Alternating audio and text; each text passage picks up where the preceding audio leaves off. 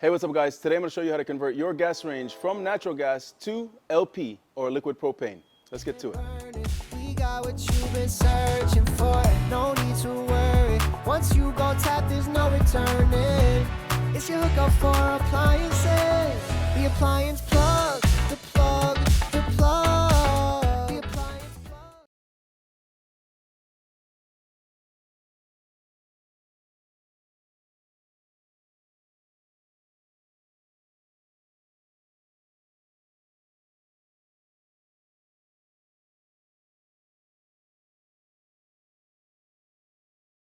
So this gas range may not be the exact model that you're converting. However, in this video, I'm going to walk you through step by step what you should be looking for to successfully convert your specific model from the natural gas to LP or liquid propane.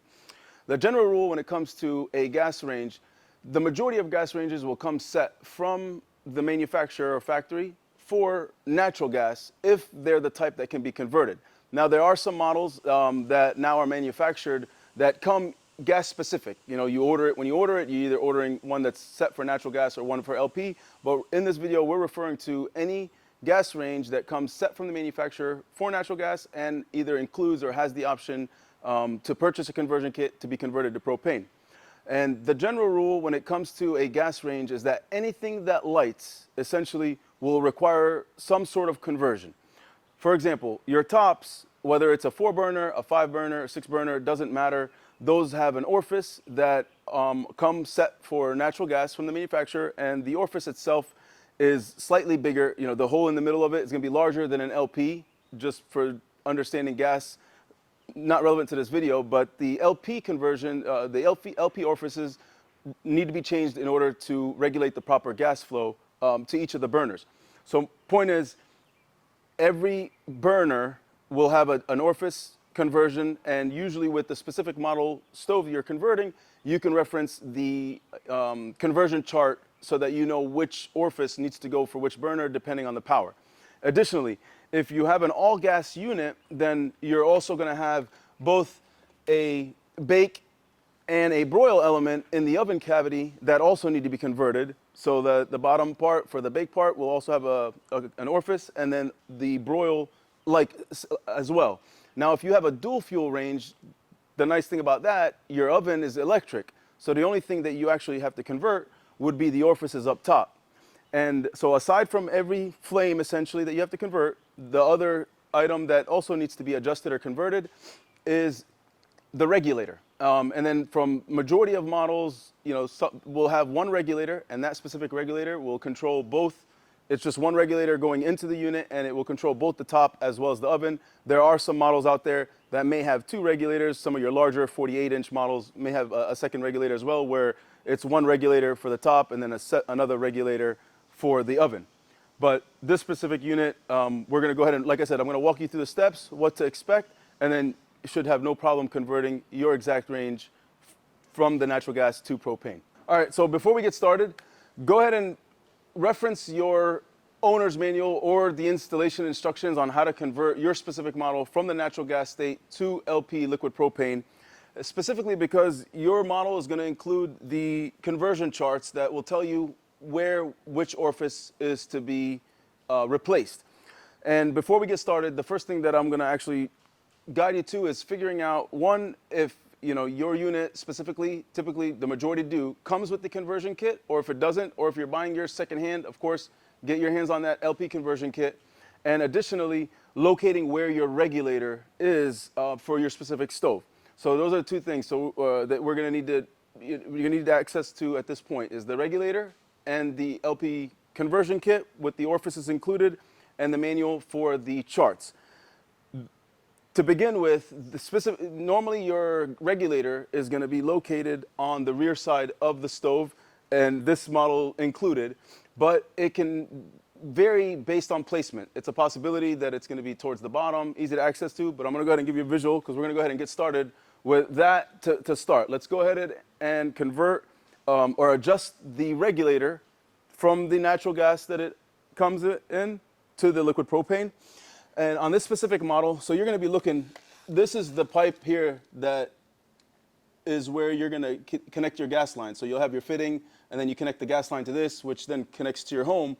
And normally, if you follow that pipe, that's going to be typically a gauge of where the regulator is going to be located. But it is sometimes accessible, whether your model may have some sort of panel, something like this, or some sort of access area, or you can visibly see it. But I'll show you now what you're going to be looking for. On this specific model, I actually have to remove this back panel to access it because my regulator is somewhere right in this vicinity. But let me go ahead and pop that off real quick. This specific one just has some 1/4 inch nut screws that are holding this panel. So we'll get that removed.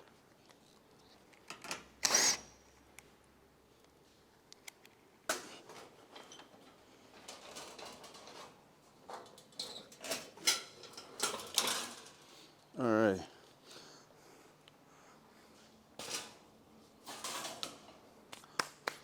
So once you got your access area for what you're looking for, it's not anything there, but I'm just curious to see.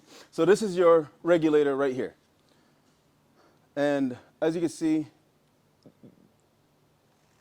it's right here in line with this pipe, and it's the first thing you can get to. No way possible to do what you need to do to this without removing that panel. And all you're simply doing is adjusting this screw, this tip on the front of the regulator to flip it so that you turn it from being set to natural gas to the propane. And you could use either a socket set, it's not usually over tightened, or just pop it off, and then this here gets turned around. And all you're simply doing on these particular ones is you are going to flip this. So this has a visual, this thing comes off, and then you just flip it around to where so it was like this, and all I'm doing now to convert it is removing it and then flipping it just like this, and it just goes right into that space just like that. And then you're simply going to put it back into, re-secure it into the regulator. So that's all I did, is I just removed it. Yours may look slightly different, but essentially all you're doing is regulating the gas flow. So by the amount of gas that was going in as a natural gas was in the other direction, when you flip it, this is going to regulate the gas for LP specifically. So I'm just going to put that, re-secure that, and don't, do this by hand, because these are just, it threads nice and easy. So just line it up and go right into here. And once you get it tightened by hand, it's okay if you want to give it a little, just tighten it just a tad, and that's it. You don't have to, not too much there. But that is actually all you need to do on this here, and then there's not right there, and then push this. Let me see. Just want to confirm.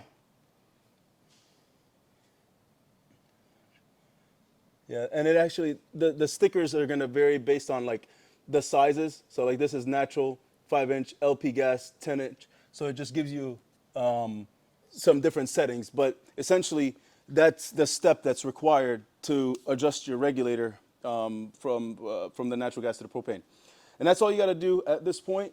If your model is a 48-inch model, or a model that potentially has 2 regulators, as I mentioned earlier, there could be one that is one gas line that's feeding the burners up top, and one gas line that's feeding the oven portion. Then you may have a second regulator. But as you can see, I have one line going in, and then it's just essentially being split off to feed the entire unit. So we're done in this step. Okay, so now that we got the regulator adjusted or converted, definitely reference your installation instructions just in case, or the guide, just to make sure that you took whatever proper actions are needed there. Regulators out of the way. Then, if you haven't located your LP conversion kit or have it in hand, you have a few places to look. Again, it may also be located in the back. However, on this specific model, the LP kit is actually located right behind this front panel. And I'm going to go ahead and remove that so we can get access to the conversion kit, and I'll show you those steps as well. But whenever you're converting the orifices for the oven as well as the broil, it's difficult doing it over the door. So it's just one of those things that you don't really have the room that you need to get it to as you'll see in the next steps, where you're going to need to get. So I always recommend, and the main instructions will as well, is removing the door. And removing the door is actually pretty easy on a lot of the later models. All you're simply going to do is you're going to have this tab that literally flips back. You're going to flip it all the way back to the very end on both sides. So once that's here, then what's going to happen is as you lift the door up, and this is a great tip to keep in mind, even if you wanted to like pull the door out for whatever reason, once you lift up, and you can take a look at what happened. I want to show you basically the tab flipped back, and as you lift up, what's happening, you see what it's doing? It's going in line there. And essentially what that's doing is creating like a stopper for it, and all you got to do is lift up on the door, and that will, and then angle out, just like that. And that allows you to pull the door out and out of your way. So let's just set that aside. All right, so, and as I mentioned, you could actually see right in here, and you can kind of see it through the grill. I'm gonna pop that out to show you, but there's my LP kit. So I'm gonna go ahead and get this removed so we can pull that kit out.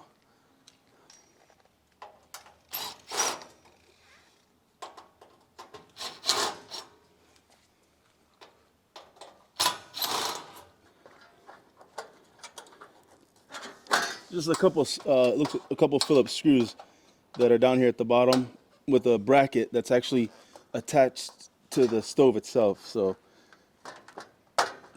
I'm just removing those Phillips screws that are holding it.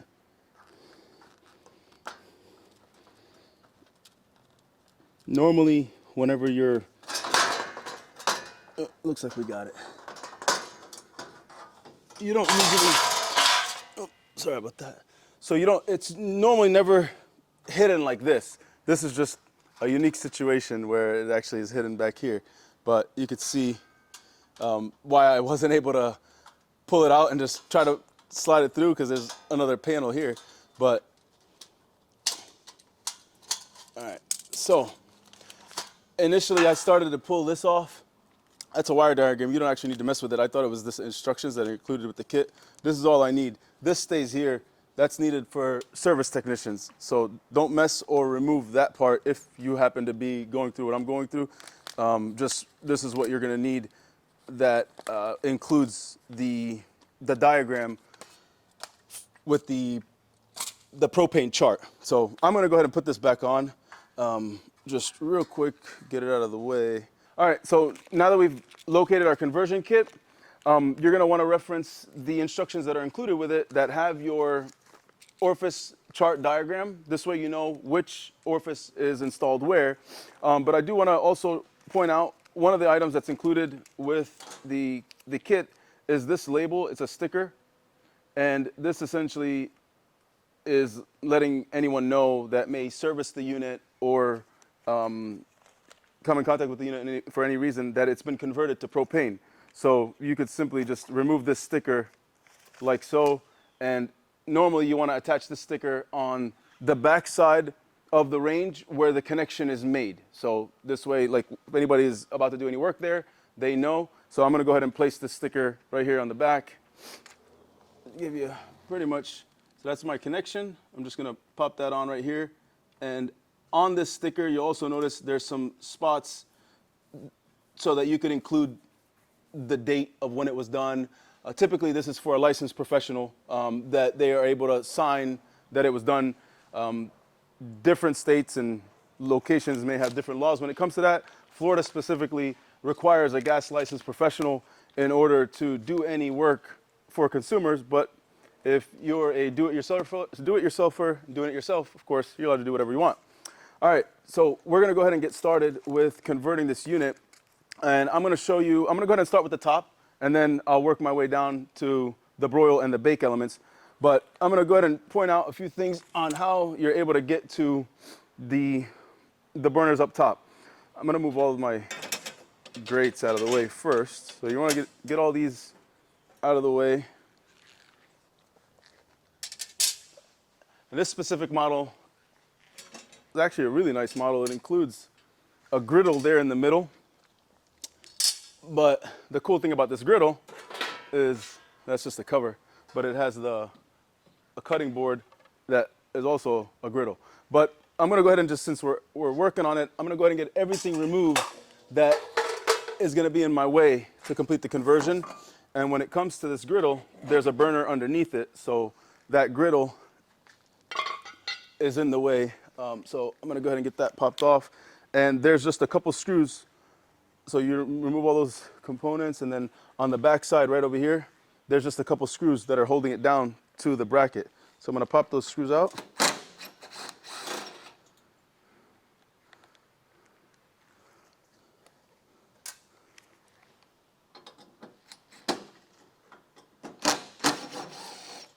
So if your unit includes the griddle similar to this, they'll likely have a capillary wire that is going to prevent you from, it's supposed to have some slack so you can move it. This one seems really tight, so I'm not going to move it out of the way, but for sake of this video, I'm going to show you exactly where you're going to be looking. So right back here in that space, you can see back in there, right in there is your orifice. And the way to get to it is you're going to simply move the screws that are here in the back. Just remove those two screws, and then this burner will slide back. And then with a socket, you'll be able to change that particular orifice. And we'll keep on moving forward, but when you are doing so, this is the chart I was referring to. It actually shows you on both sides which burners are, are where. This is the natural gas side, this is the LP gas. Of course, make sure you're referencing the correct side. And then, so that's the one for the griddle. Took the most time, but the rest of them, you're simply going to just remove the tops so that now you can get to these orifices. So you see, you got one there in the center, one here on the side as well. For some of these power burners, it has those options. This one as well. It's two. And doing as you will, I'm going to be referencing this chart so I can make sure I get these installed. Other than that, the only thing, the orifices are typically a 7mm socket, and as you saw, you're normally working in like a small space like this, and these orifices are not magnetic, so that's the worst thing, part of it. The worst thing that can happen to you is you're over here removing this orifice, and as you try to come up, it could fall into that space, and then now good luck trying to get to it. It's not easy. So there's a few different tricks of the trade to help you. Like I said, these are not magnetic, so you're not going to be able to get it to magnetize and stay. However, you can actually use just something that will give you a little bit, a few different things. I've seen people use stuff like a glue or putty. I don't like doing that because it just gets really messy and it ends up, essentially getting in the way of your, possibly on the threads for the orifice. But I'm going to show you with like just a little piece of plastic like this. Just put it on the tip, and that will at least, and once you go in, just like this, nothing crazy, but just like this, once you go into here, so I'm in a hole, and as I got that compressed into that orifice, and now I'm removing it. So what that'll do, it adds just enough pressure so that when I lift this out, it's still in there, just like that. So obviously, speaking from experience, you don't want to know how many times I've dropped these. It's not fun trying to get it dug up. But I'm going to go ahead and get started on getting these converted, and you can do the same. Let's get to it.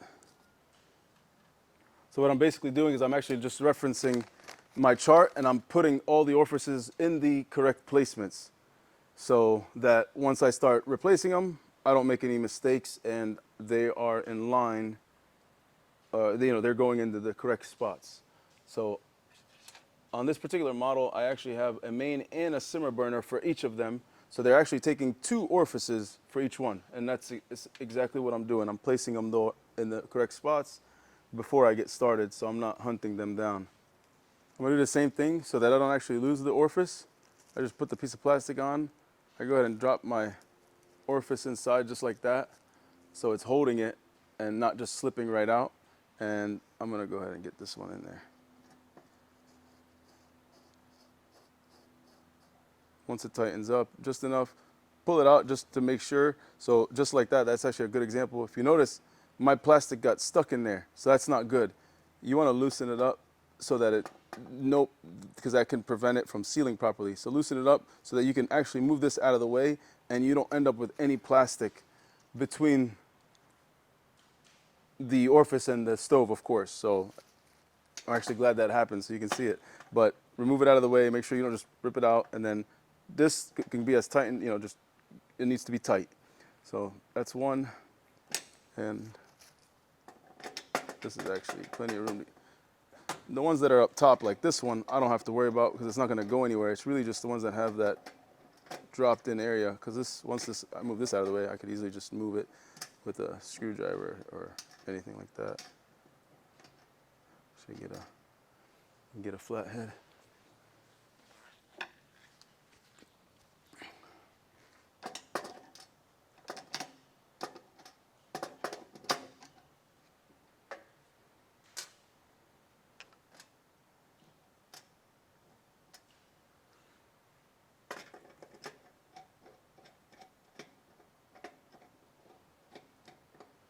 So it's in. Fully tighten that. Fully tighten that.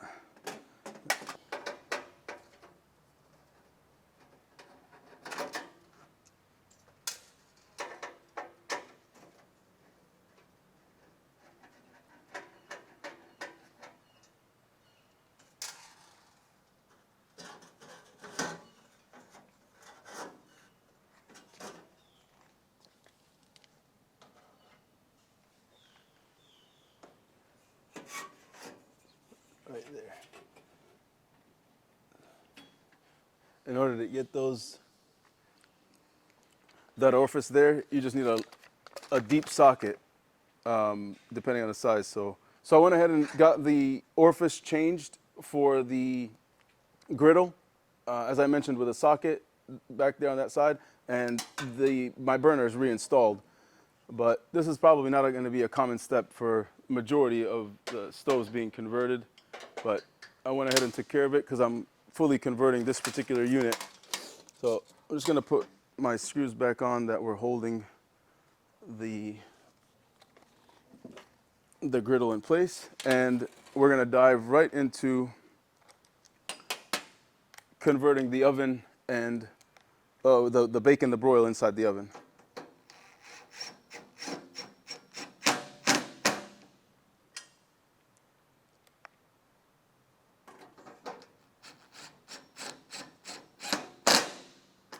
Perfect. All right, so this is where it makes it convenient to be able to have your door out of the way. I'm gonna go ahead and get the shelves pulled out as well, because you're gonna need to access the bottom and the top in this next step to convert the bacon to broil.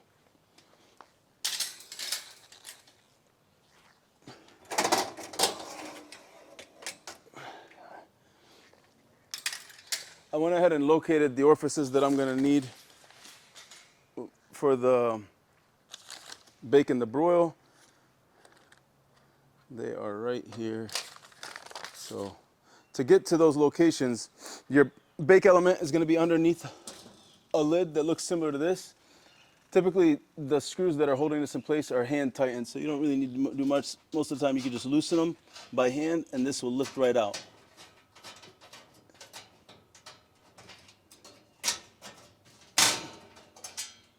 Just like that. And this is going to be a really similar step to what you saw me do for the griddle.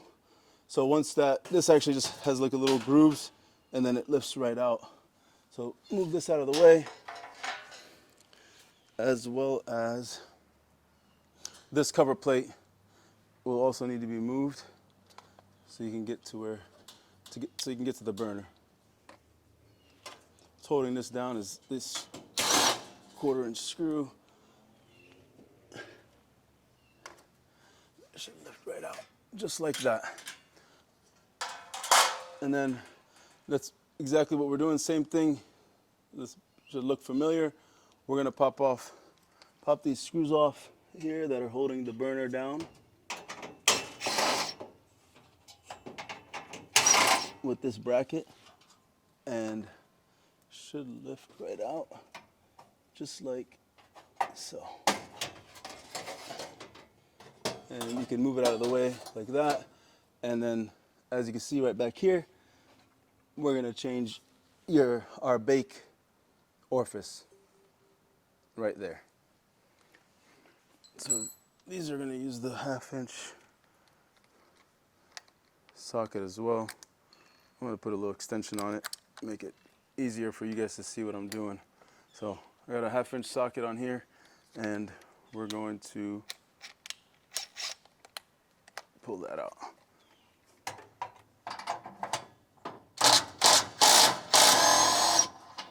Just like that. And that's going to be replaced with this one. I like to, again, as you can see, the threads on these, you're going to want to, try to get this started by hand first, so that you're not cross-threading these. So I'm going to get it on there and just try to get that thread by hand nice and smooth. And once I go, usually you should be able to thread this pretty much as far back as it needs to go, and then you could use the socket to give it that last tightening of it. All right, so that's on.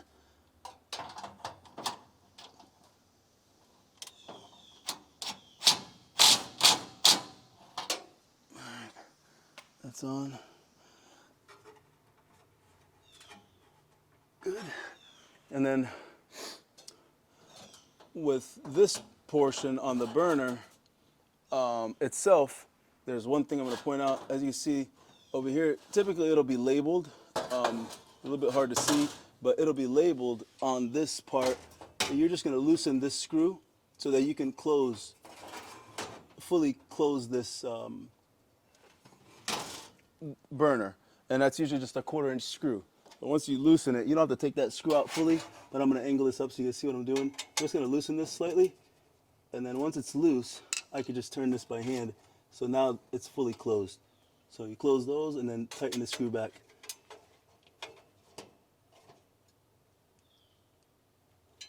That's it. So now we could put back our bake burner, the bake burner back in, and then work on that broil. All right, so now that you have your bake element or the bake burner converted to propane, it's time to convert the broil burner. And depending on the model that you have, it's either you're going to access the orifice for broil through the oven right here from the top side. And typically, if you can get to it from here, you usually be able to glance up top and look for the orifice and be able to see that the burner is going into where the orifice is mounted.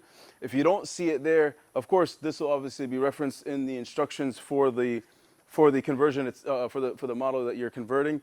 But otherwise, it's going to be located in the back, also here for the broil, right here on the back side.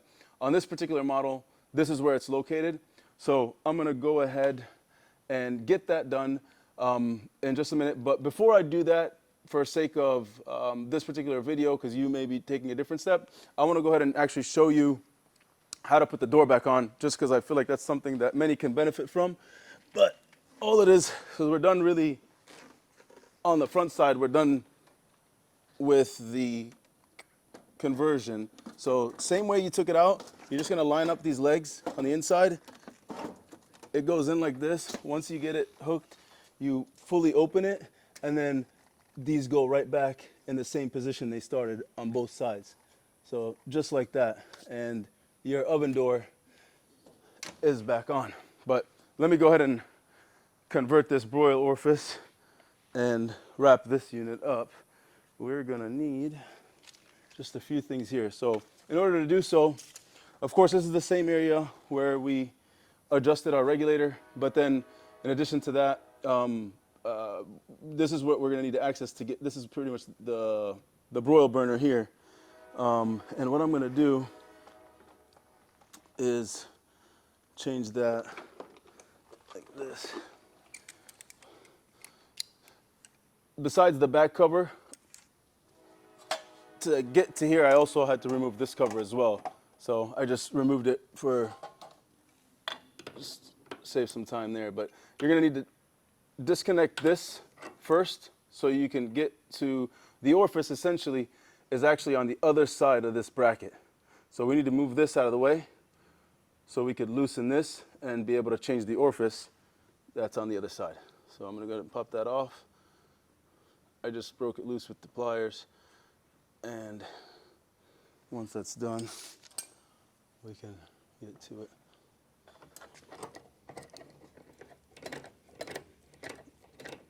All right, there we go.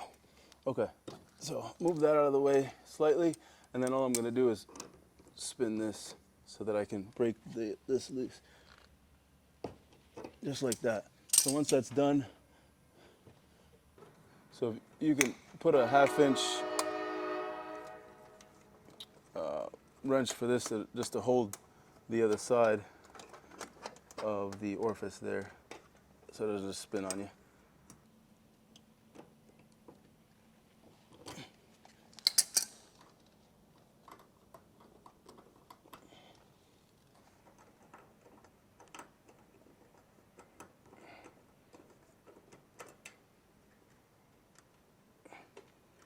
All right, so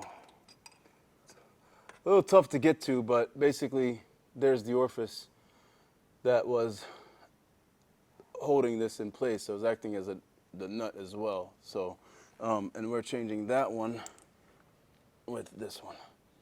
So you can see the differences. That's your natural, that's your liquid propane. It's gonna go on the same way.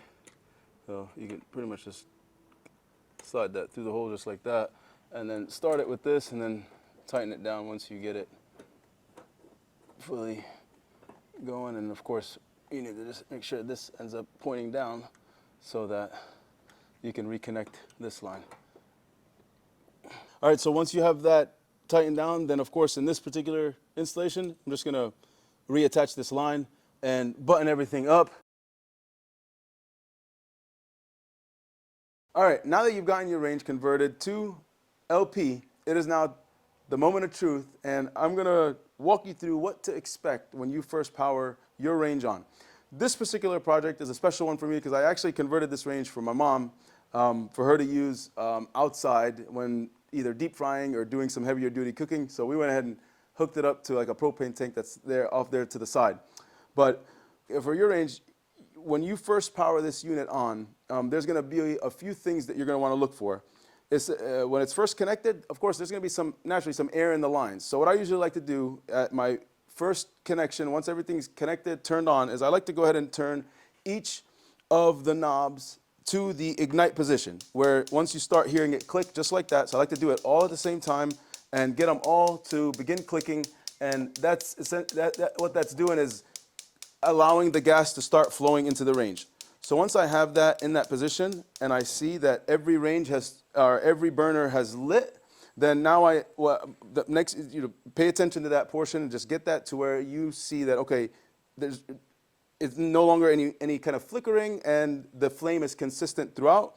Once you do that, you want to immediately go ahead and set it, take the adjustment down to like a medium setting on all of them. Leave them all, continue running, take it down to medium, and so just get that down to about a medium setting here.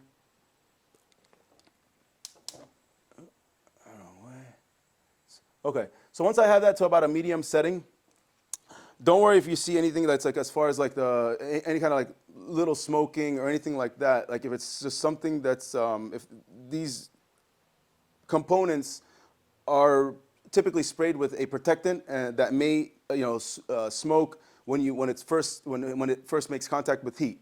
But once you have that, you got it in medium, you got a medium setting, you got the flame going.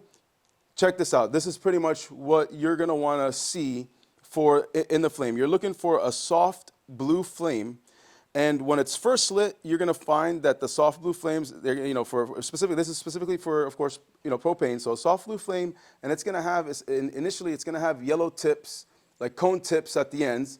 And then as it heats up and gets hot, you're gonna actually see that, it's normal for those tips to go from being yellow to orange. So once it's hot, it's running, you'll see those cone tips are brighter, and they're more of like an orange color. So that's normal. That's exactly what you're gonna see when you go ahead and connect it, as you see here. But let me show you one more thing here. So like just the other things that you're looking for when you're setting up, on these burners. We'll look at this front one here.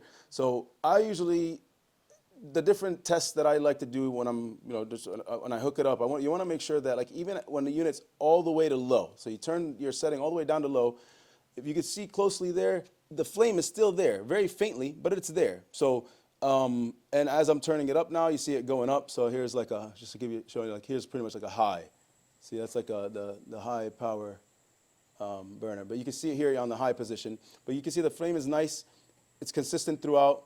But if you find that when you go to the lowest setting, like the flame is not holding, it's not just staying there, like how you can kind of see how it's like just not there. Sometimes it may turn, the unit may turn off fully. If that happens, it may need a further adjustment. But normally, I'm gonna get these turns off. So normally, once that adjustment, once you complete a conversion, so when units come from the manufacturer, like for natural gas, and everything is pretty much already adjusted, for the right way for it to burn, and the conversion in itself is typically enough. So you typically, once you convert it to the propane, you normally don't have to make any additional adjustments, and usually you can access like the actual individual burners behind your knobs, but you usually don't need to do that. It's not like a step that's necessarily required per se.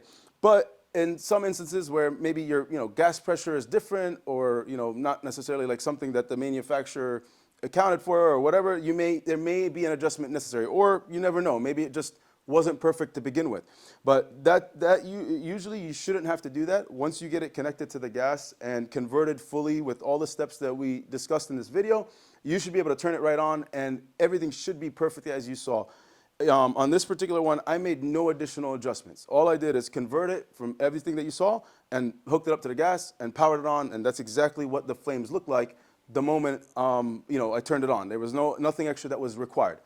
Now, to go a little bit further, to give you an idea, as far as the oven, of course, you have your bake and your broil. This is a full gas range.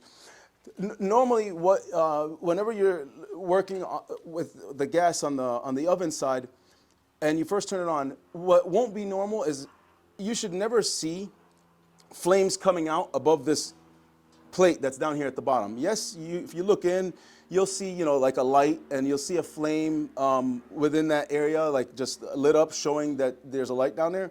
But if you see flames that are like wild flames coming out, like essentially going from, through that, going up through the sides of like the oven, that's not normal. There's definitely a problem there, especially if it's not only wild flames, but also smoking or charring. That's usually a sign that either the conversion wasn't right, or there's some sort of problem with pressure. The gas is not burning as it should.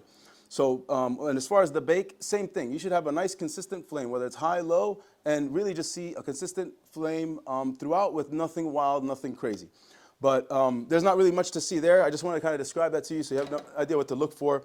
But when you do turn on the oven, because it is kind of a closed cavity, you may, again, notice some smoking.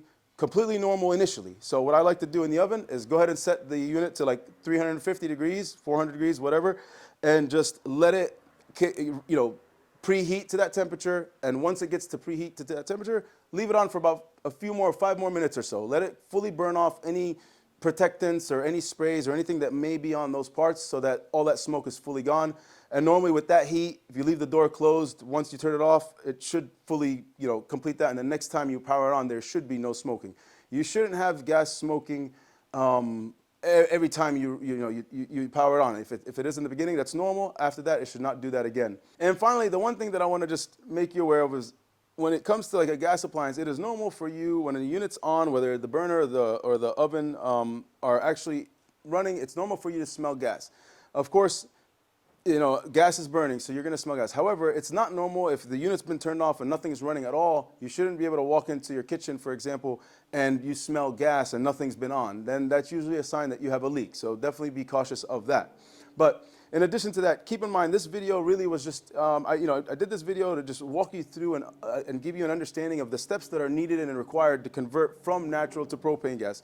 So I either really scared you, which is probably not a bad thing because then you could just hire a professional to do the job because there is a lot of steps and it's very detailed. Or if you are a professional and just haven't done enough and this helps you out, great. That that makes me happy as well. But ultimately, keep in mind that this was a guide. It just made you aware of what the steps to take and what to do to complete a proper conversion, because every model and every range is going to have some possible variation in accessing the different orifices that we discussed in this video. Not every stove, for example, has a griddle. That was a unique situation that needed to be done here. And then some will have more than others. And then again, this particular stove, I ended up converting the broil orifice and accessing it through the back. That's probably the first time ever that I've ever seen that. Normally, I can convert the bake and the broil right through the inside of the oven cavity. So point is, if you're doing it and you're attempting it, whatever it is, or you want to get a better understanding for the specific unit that you're working with or considering, is to reference your owner's manual. That's going to be the best place to look, and that's going to at least guide you. Yes, it may not be clear instructions on what to do. That's what my video is going to help you with, but it'll at least show you, hey, you got to go from here to get to this orifice, or you got to go there to do that. Again, your owner's manual is also going to include the conversion chart, to tell you where the orifices need to go for each of the different burners. But I really hope this video helps. I hope that you enjoyed it. If so, give this video a like, subscribe for more. The appliance plug, the plug.